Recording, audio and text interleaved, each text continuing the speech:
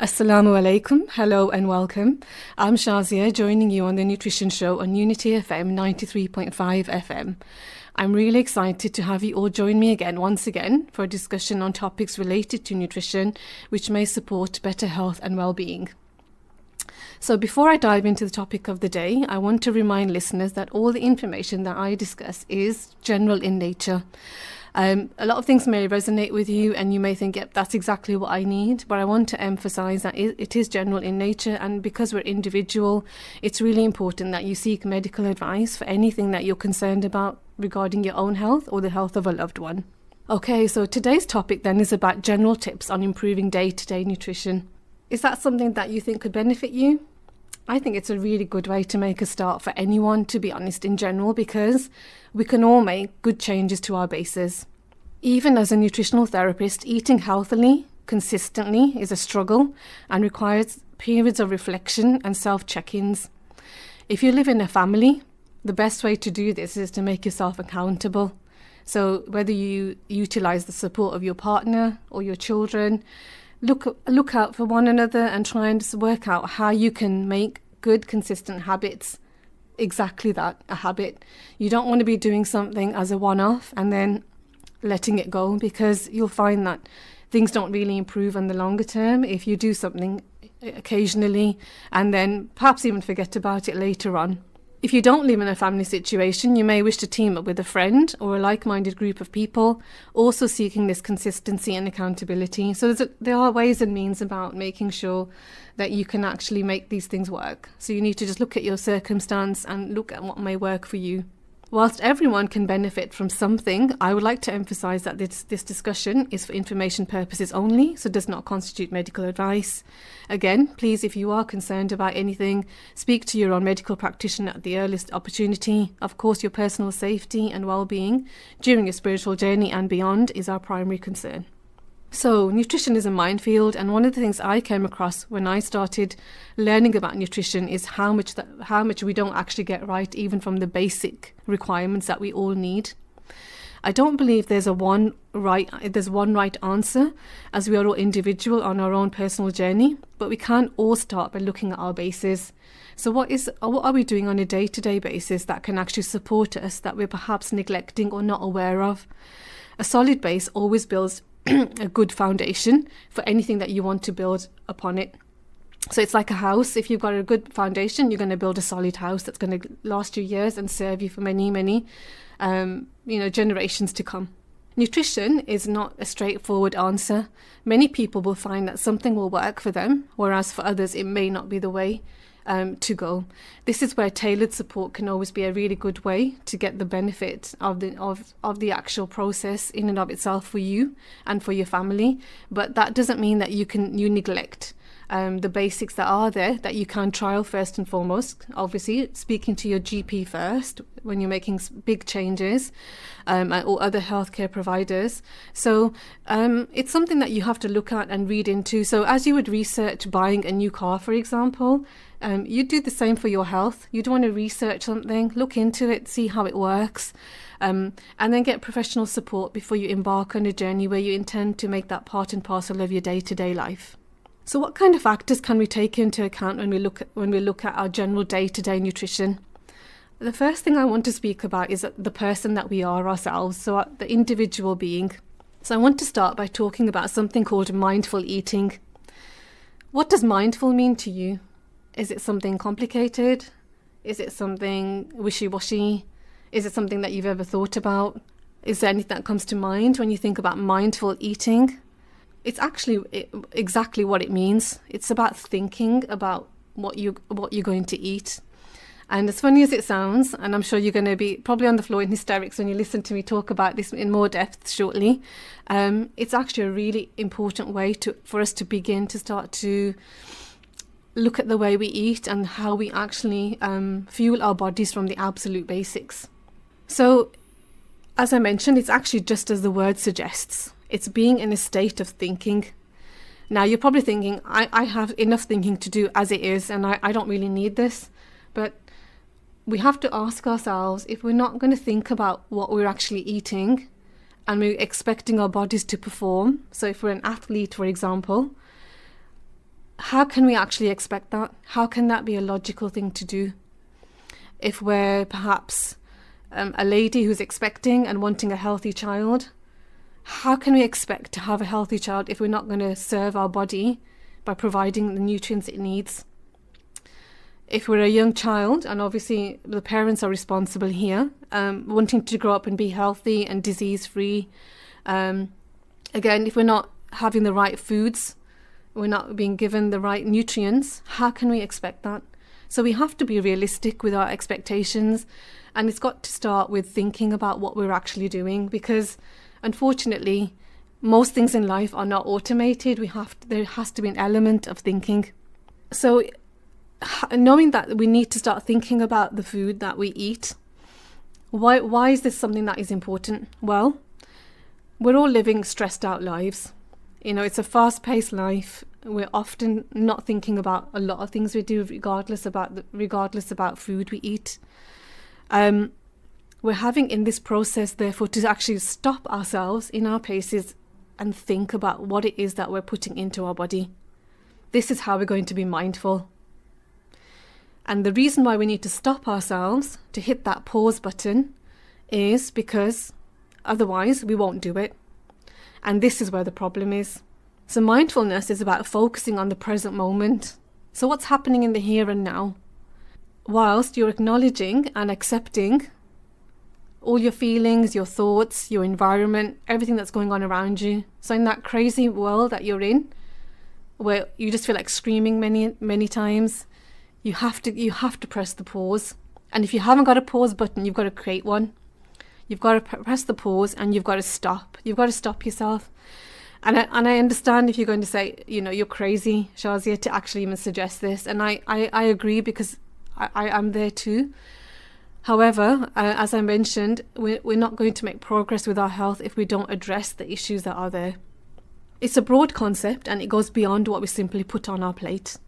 So I'm going to describe a little bit about this concept, and I'll tell you the reason why it's important. I'm going to try to avoid the science behind it in technical terms, because I don't want people to get lost, and I want you to understand and take this away, inshallah, today. So please bear with me. I'm sure you're going to be thinking loads once I've got through this segment. What I want to say is that it's a fundamental change to bring about good eating and health practices, and you'll start to see the value of this as you start implementing it on a day-to-day basis. So if I was working with a client in my nutritional practice, essentially what I would be doing is I would be asking my client to be calm. Now again, I understand this is an impossible task, but it is about being in a calm state. You need to be as relaxed as possible, and that's how you approach your food. You've got to actually be thinking about what you're going to eat. It's a bit of a ritual, and I can hear if you're thinking, I don't have time for this, but again, bear with me, hear me out to the end, and I'm sure that you'll try and get a little bit of a grasp about why I'm talking so much about this today. There are ways to incorporate mindful eating, whether it's sometimes, in some parts, sharing mindfulness, and it's about making it happen, regardless of how tricky your situation is.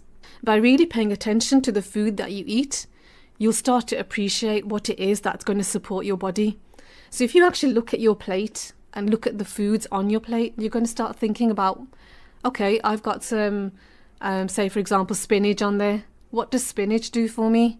If you started researching into food types and you're putting these foods on your plate because you've read something about a particular food, that's going to come back to you. You're going to be thinking about, oh yeah, I read this about spinach, and I can incorporate this, into my diet for this reason. So you're going to be automatically in this kind of mind frame where you're thinking about those foods that you've chosen to put on your plate. And as I say, this may not happen all the time, and that doesn't matter. The point is that you're starting to introduce it as a practice into your life. And at the same time, you're going to start thinking about foods that you don't want on your plate. So therefore, minimizing foods that don't really serve your body. So, you're killing two birds with one stone. You're getting the benefit of thinking about good foods and encouraging yourself in a way, and others around you to get more of those onto your plate, whilst at the same time minimizing those foods that are not really going to give your body the nutrition it needs. So in a previous talk, I discussed about looking at color, adding color to your plate. So I know growing up in an Asian home with amazing tasting foods, I would say that our foods were mainly beige in color. So it was always kind of the same colors. And, you know, the food that my mom made, my aunties made was amazing. And, you know, God bless them for everything they did and they do. They're irreplaceable. God bless them. I have to say that our food was always very monotone in color. And when I studied nutrition, it was one of the things that really stood out about adding color to your plate. So, you know, we're drawn to color as human beings. You know, that rainbow is so beautiful. And we want that rainbow in our food as well. So, you know, you want to start appreciating color. So, you know, you want to start appreciating the reds, the oranges, the yellows, all the way through to purples. Even the beiges are important. So think about your kind of turnips and other you know, radishes and things that perhaps come into the white and the beige kind of range. Even they're important, but we don't want to just make our plates one color. We want to get the variety in. And, you know, oftentimes we're already savoring our food, looking at it. So before we've even put anything into our mouth, we're already tasting our food. It's a really powerful stimulant to get you eating well. Think about the foods as well as, you know, appreciate the aroma. Start, you know, taking time to actually smell your food. Again, how many of us actually do this? You know, it's a really powerful way to engage senses that we perhaps don't use fully when we're actually consuming food, and particularly food that's of benefit to our bodies. Mindful eating is about giving the food that you eat the attention it deserves. And it starts way before you eat. So that thinking process, that seeing, that smelling, you know, it's all part and parcel of this process. And even before that, you can consider buying, prepping, serving, sharing and distributing in your family, and consuming. They all form part and parcel of this process. You want to appreciate your food. So, I mean, as Muslims, we're supposed to be thankful throughout our day for the blessings that we have, and food is definitely one of them. How many people, you know, have no food on a day-to-day basis? I mean, we appreciate this perhaps more in Ramadan when we're fasting, and outside of Ramadan also when we're fasting. But how many people actually appreciate food in a wholesome way? Do we really appreciate it? Do we thank God for the food that we have? You know, again, this is all part and parcel of mindfulness, and you know, this is already built into our faith. So it's just kind of a reminder that appreciation, thankfulness, gratitude. You know, food is a huge blessing.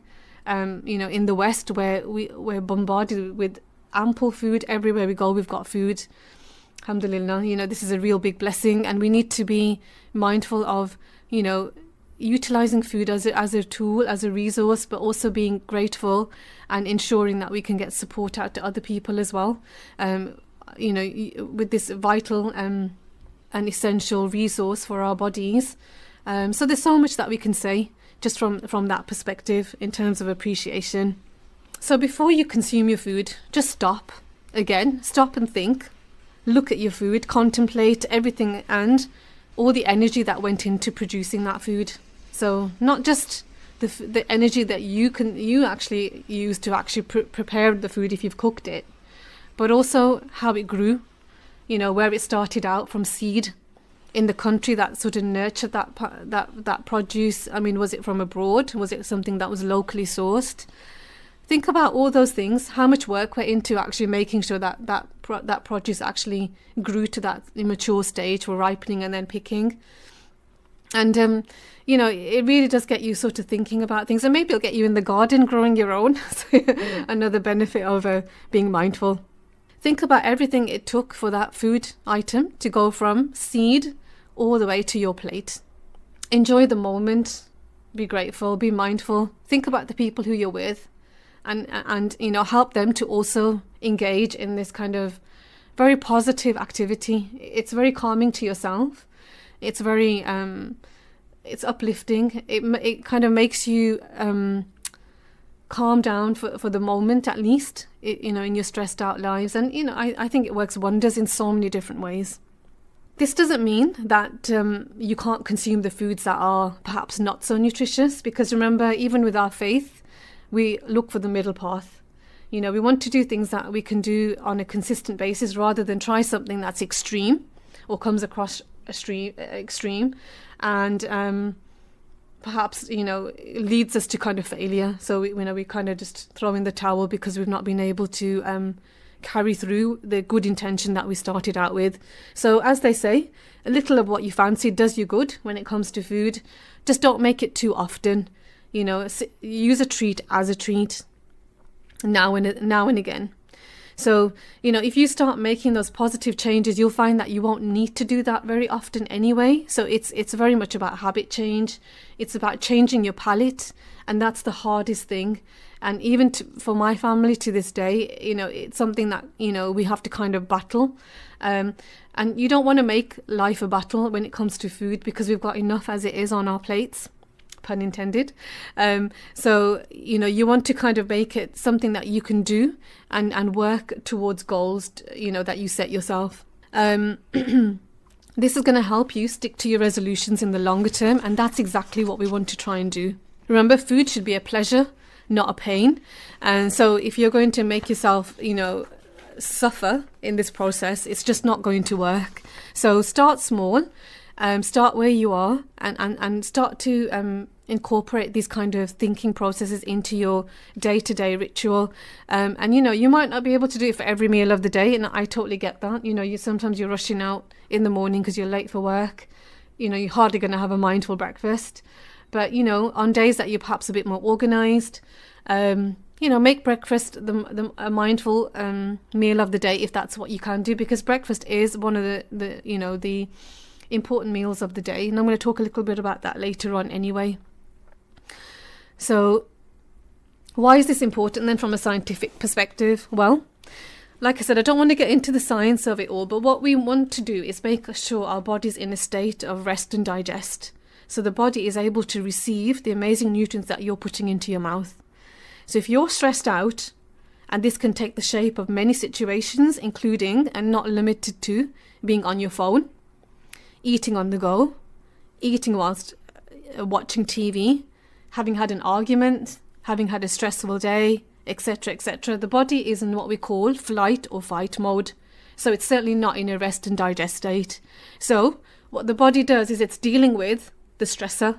It's dealing with that, that kind of the argument that you've had. It's processing that. It's kind of dealing with the stress you had at work.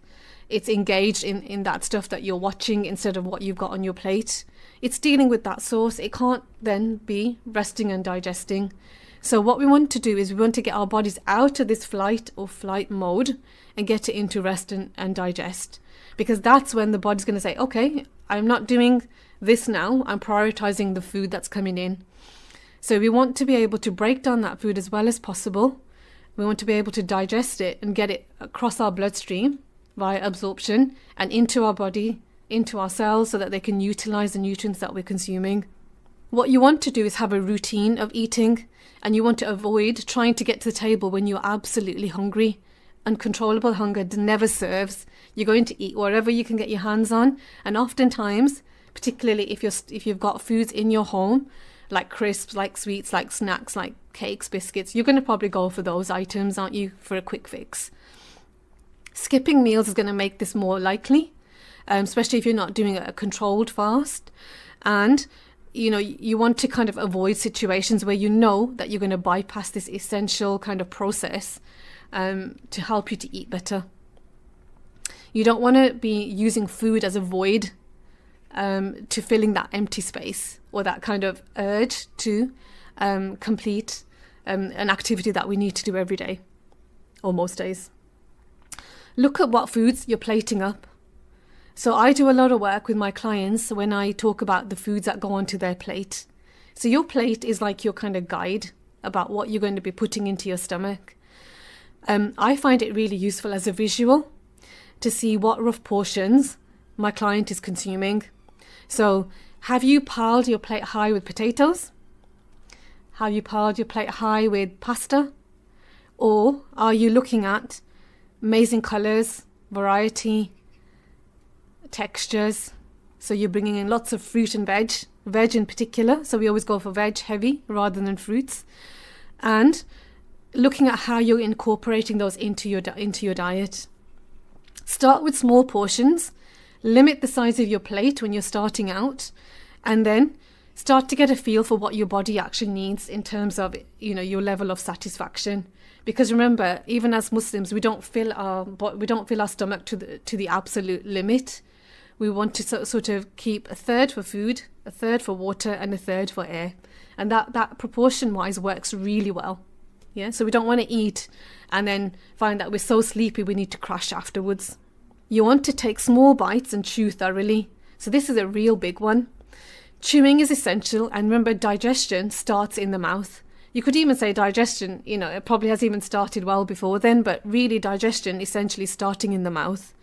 You should be able to taste the essence of the food. You should be able to start experiencing the food in your mouth. So you're not kind of like just, doing a couple of chews and then you're gulping it down. That's not the way we're supposed to be eating. Some foods actually require being chewed up to 40 times, depending on what it is. So I remember when I was at college, one of the lecturers brought in some chopped up organic carrots, and she passed it around the room, and everyone took a piece, and we were asked to chew this piece of carrot.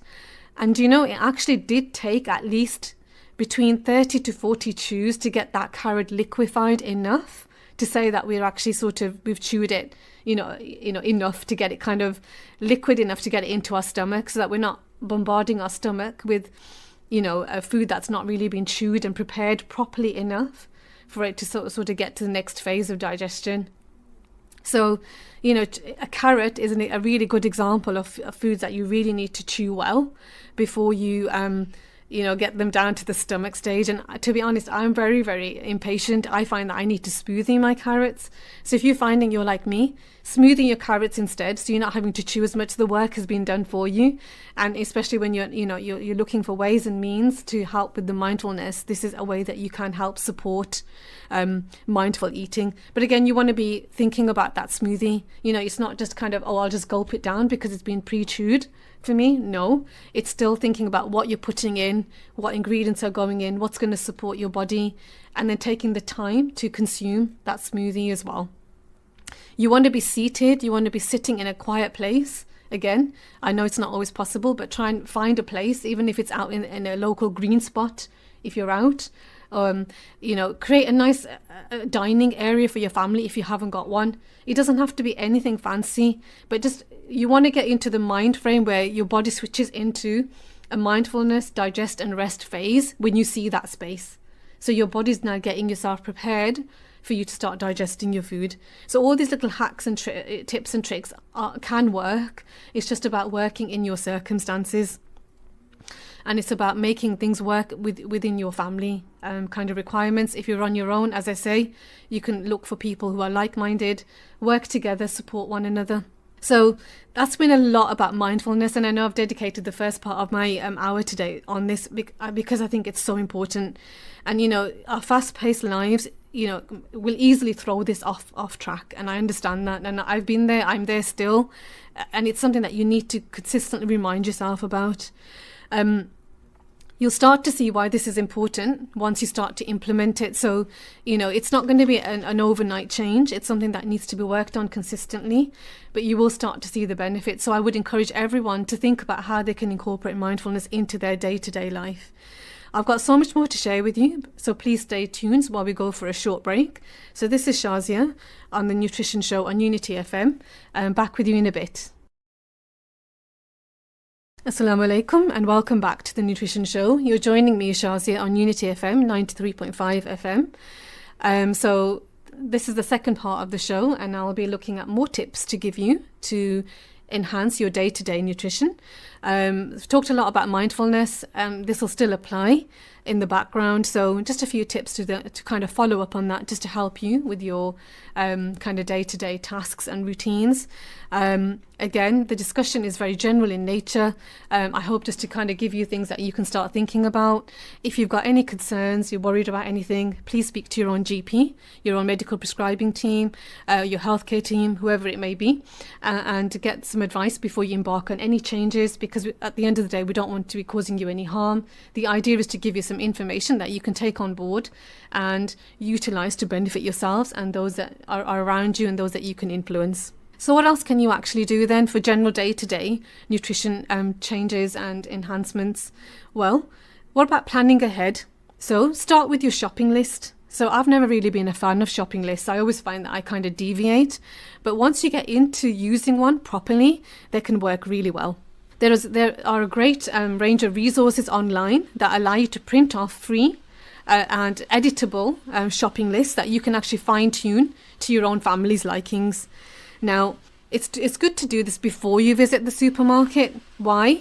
Because it's going to help you buy the foods that you actually need, and hopefully this will kind of be changing over time as your food becomes more and more nutritious. And also, it'll stop you from doing the impulse buys as well, and buying things that perhaps aren't so conducive to good health.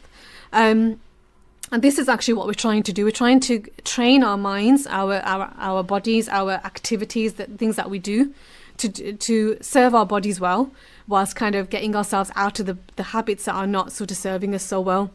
And actually, it'll save you money as well long term, because you're going to be making better choices. You're going to be avoiding the impulse buys, which aren't always the most cost effective, alongside of not being the most health effective.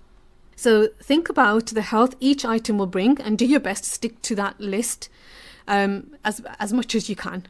Have an accountable buddy again. So you might be a partner, it might be an older child. Get the younger children on board as well, because you'll be surprised how interested and how keen they are in taking part. I know from my nieces and nephews, they do so much when it comes to healthy food. God bless them. They do, they're very intrigued by food. So, you want to get them set up for good habits as early on as possible. Most of our trolley should be full of whole food produce. So think about vegetables, think about fruit, think about things in their whole form. And we should be focused on limiting processed and extra processed foods. So I'm not saying chop everything out at your first visit.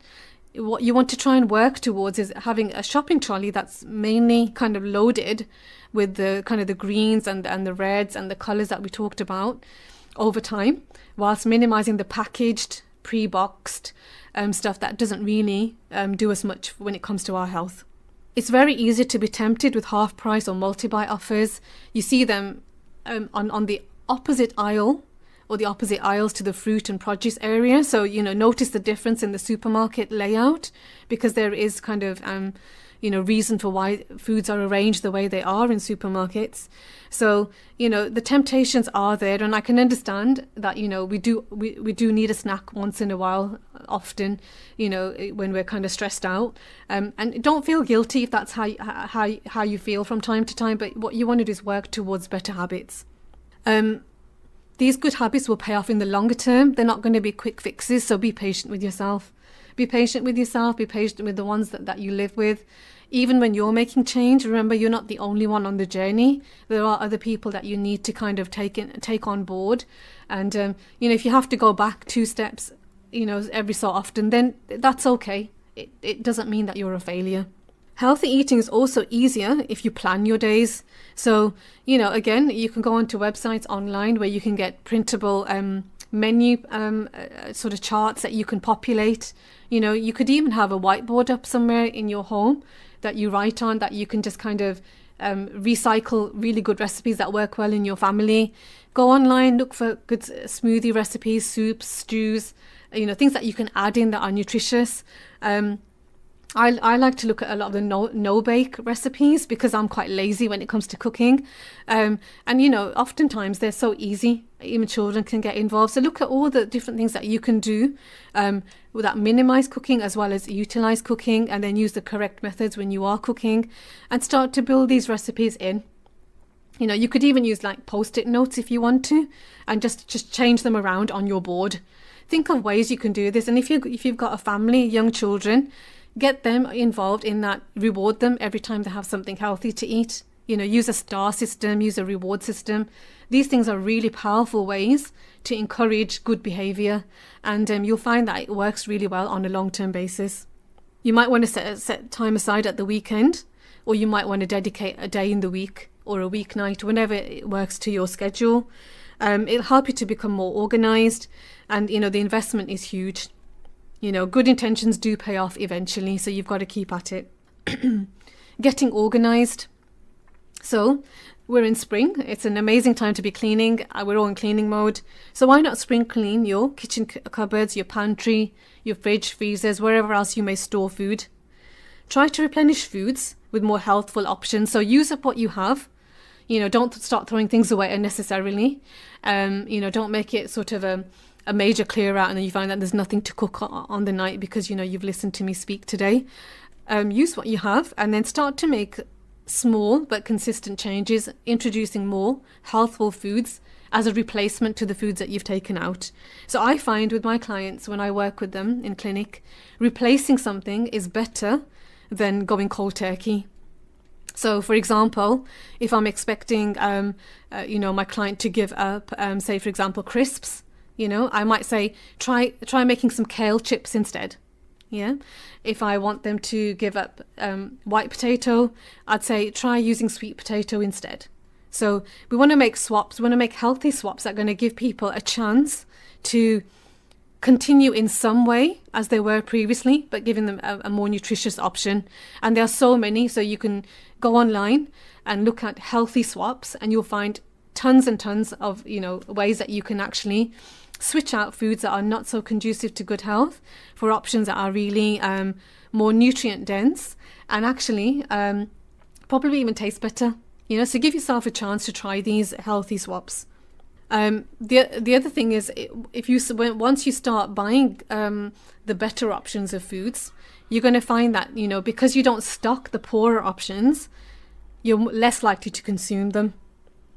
So it makes sense to kind of start making these changes so that you're limiting your access to foods that don't really serve you well. Pile up on the ingredients that are going to be good for your health. So think about herbs and spices, as well as your general goods. Think about, if you're wanting to try and consume more fish, you're able to consume fish. Canned options are brilliant, to have in the pantry. I mean, how many times have I kind of, got some tinned salmon or some mackerel, some anchovies, and added them to a salad or a homemade pizza or something. So, these are easy ways to incorporate good foods because you've got them there ready to go.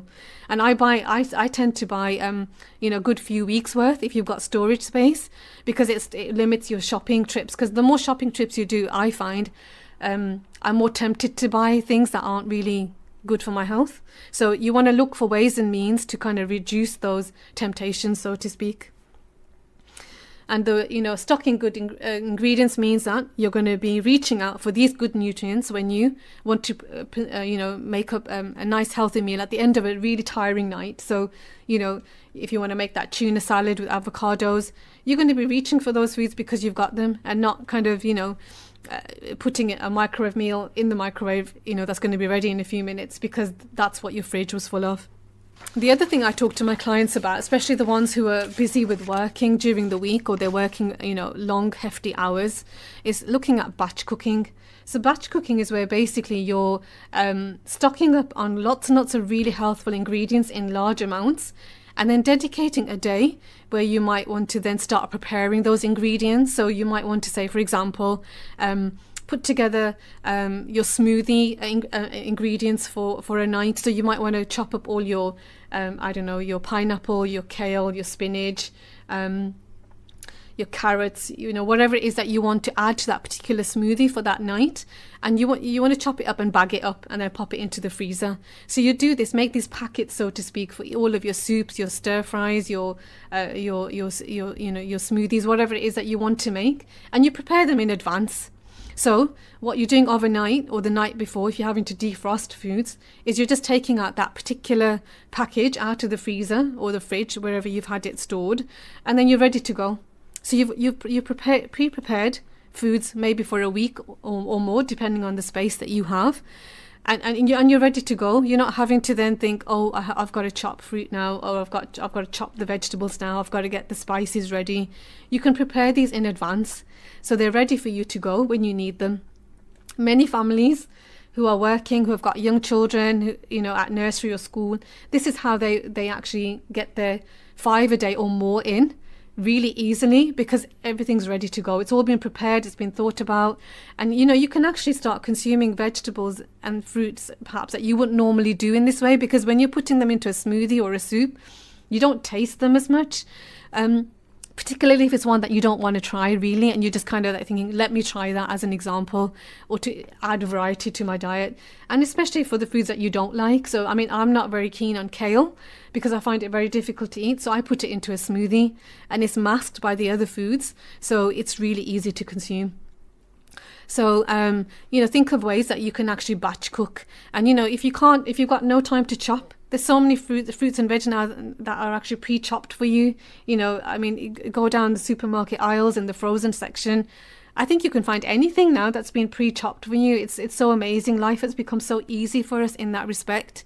All you're doing then is just you're apportioning the fruits and veg that you want to use for your particular food type, and you're putting them into the freezer ready for whichever day of the week. And if you've got that menu plan ready to go, you know exactly the night before what you're making the day after. So it works really, really well. So what about when you're out shopping? You need to read labels. Now there is a science behind this, and it is quite complex, and this is something that I'm looking into myself. But what we can do as day-to-day individuals is we can take the information that manufacturers provide us on the label. So look at the traffic light system. That gives you an overview, a glance of whether that food is kind of nutritious or non-nutritious in a very general format. So it can help you when you're looking for particular nutrients for yourself and for your family. Don't stop there though, read the ingredients as well. So if you've got a food type with, 20 different ingredients on, is that really what you want to be putting into your body? From a nutrition perspective, we say that the fewer the better. And, there should be names that you can pronounce as well. So, and what foods have no label on them? The whole food produce, your fruits and veg, they don't have a label on them. So you can see how it's so easy to make better change when you understand the labeling system as well. Now, one kind of food item that I would really encourage for you all to study is sugar. Sugar can be named 56 different ways, according to one website that I came across.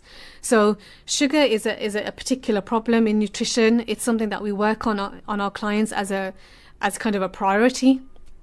So it pays to kind of know and understand labeling when it comes to sugar. Now, even foods that are not sweet have sugar in them. So you want to kind of, do your research and become informed about foods that, will be, full of sugar unexpectedly. So you don't want to be surprised that you're adding sugar to your diet, not knowing that, it's been, sort of labeled under a different name that you didn't recognize. Look for color, as I mentioned before. Go down aisles that you don't normally go down. Go to other supermarkets, of different cultures. So, the Asian Chinese supermarkets, the Asian South Indian supermarkets, and various cultures in between. Look for different types of colors, vegetables that you don't really recognize. Research them if you want to beforehand, or just get creative and try and cook with them. The more you kind of do and the more you delve into this, the more exciting it becomes. Each color will impart its own health benefit, and the plants are giving us nutrients from the plant. So these are going to support our health in many ways, and examples include helping us protect our bodies against cancer, heart disease, supporting our eyesight, helping with our sort of bladder health. Lots and lots of different health benefits have been associated with increasing our amount of color in our diet through fruit and veg. So always remember, make your vegetables more prominent in your diet, because we want to kind of go for the kind of the lower sugar options. And if you are going for fruits, you want to go for things like berries and other lower GI options. Remember, we want to get our vitamins and minerals from our fruit and veg, so we don't want to be like unnecessarily, going down supplements and using those as a sole means to getting our vitamins and minerals. We want to get it from our food first. So just to finish off then, I want to give you a few tips for food. I mentioned earlier that breakfast is really important. So that's your first meal of the day, regardless of what time you consume breakfast. I think it's a meal that we shouldn't really be missing. It's the first meal of the day, so we're nourishing our body after an overnight fast, assuming that you've had a sleep beforehand. And remember, you want to kind of fuel yourself with healthy fats and proteins. You don't want to be spiking your blood with sugars, eating refined carbs at breakfast. And you certainly don't want to be having a coffee on an empty stomach, because you're going to get your body into this, fight and flight mode once again, trying to get yourself on the go. You're not nourishing it. You're not nourishing yourself. You're going to be crashing before you know it. It doesn't really achieve anything. So eat that healthy breakfast first thing when you get up. Studies suggest that people who eat a breakfast are less likely to be overweight and are also less likely to suffer from viral infections such as the cold and flu. Cooking at home. So with all those things I mentioned about batch cooking, about changing up your shopping ideas and lists, it makes sense then to cook at home. Why? Because it puts you in charge of the foods that you're going to make. You know what's going into them, in as much sort of control that you can have. And then you can add and take away things as you please. So if you want to reduce the salt in something, you can. If you want to add healthy fats to something, you can. You can choose the fats that you add. The options are endless. It makes sense to cook from home. And oftentimes it's cheaper as well, so you're saving money. You want to kind of, and make this a hobby. Make it something that you enjoy doing. Food should be a pleasure, not just eating food, but actually preparing and making it as well. So who loves garlic? I mean, I love garlic. Garlic is an amazing superfood. What we normally tell our clients who actually consume garlic and those that we want to try and get to consume garlic is to crush garlic and leave it for 10 to 15 minutes. And the reason is because the crushing will break the cell walls of the garlic and release amazing phytochemicals from the garlic, which are sulfur-containing compounds. Now, these have been shown or have been associated with supporting heart health, and therefore, people who are at, risk of developing cardiovascular disease, can be really, really beneficial to add garlic to your diet. Obviously, if you are starting garlic for the first time and you've got a history of gastrointestinal problems, you should always speak to your GP first, because some people may be irritated by garlic, particularly if you've got a history of ulceration. So you want to make sure that you're not doing anything that's going to harm you. But garlic is an amazing superfood, and that 10 to 15 minutes allows for those chemicals to be activated and for the benefit to be had. So if you love a cup of tea, and who doesn't love a cup of tea, I would advise for tea to be consumed away from your food. Why? Because tea contains chemicals called tannins. Tannins can reduce the absorption of iron from food. So if you've got iron in your food, maybe you're having a meat product with iron in there, or maybe you're having some spinach, so a plant-based food with iron in there. You don't want to be limiting the absorption of iron from your food. So have your cup of tea away from your food. Yeah, so don't give it up, but just have it away from. And last but not least, I want to just give you some examples of great food combos. So what can you combine to get the benefit of two? So one example would be, if you're having iron again from a plant source like spinach, add some vitamin C, because the vitamin C supports the absorption of iron. So an example could be a spinach salad squeezed with some lemon juice or some orange on top. So a really easy, simple way to increase that absorption of iron.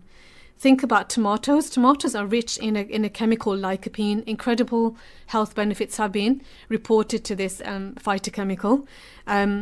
It's best kind of utilized by the body in the cooked state. So if you're cooking the tomatoes really well, that's going to be helping release that lycopene. But if you add some really nice olive oil to your tomatoes, that will make that even more effective. So it's going to enhance the body's absorption of that lycopene. So think of a tomato sauce that you've made at home. Cook those tomatoes down really well, add the olive oil, or a soup even. in the same way. Or you can even drizzle that olive oil onto baked potatoes, tomatoes even. So turmeric is another one that I talk a lot about and I absolutely love. So that's that golden spice that we have in every Asian household. We know it's got incredible antioxidant and anti-inflammatory properties. So many health benefits. I could talk all day about turmeric. If you add black pepper to turmeric, that also enhances the absorption of turmeric into the body. So those compounds that turmeric contains are better absorbed and utilized by your body. So those are only some of the combinations that you can use. There are so many more. And again, this is something that's worth looking into to get more bang out of your buck, so to speak. So in terms of nutrition, so you want to kind of do more by doing less, if that makes sense. So, you know, all these tips and tricks, they're there for everyone to kind of utilize. Again, don't make any drastic changes without speaking to a healthcare provider. In nutritional therapy, we work with people on an individual basis because everyone's body is different. But that doesn't mean that we can't all make a general change towards the betterment. I hope that what you've heard today has been insightful and will benefit you. As I mentioned, all the information today has been general in nature. If you've got any concerns, worries, you know, issues regarding your health, always speak to your general practitioner. They're there to help you. They're there to serve you. I hope and I pray that this benefits you. If you've thought of anything that works for you and you want to share, feel free to get in touch. I'd love to hear your thoughts. I'm grateful for another opportunity to connect with you. Take care. Wassalamu alaikum.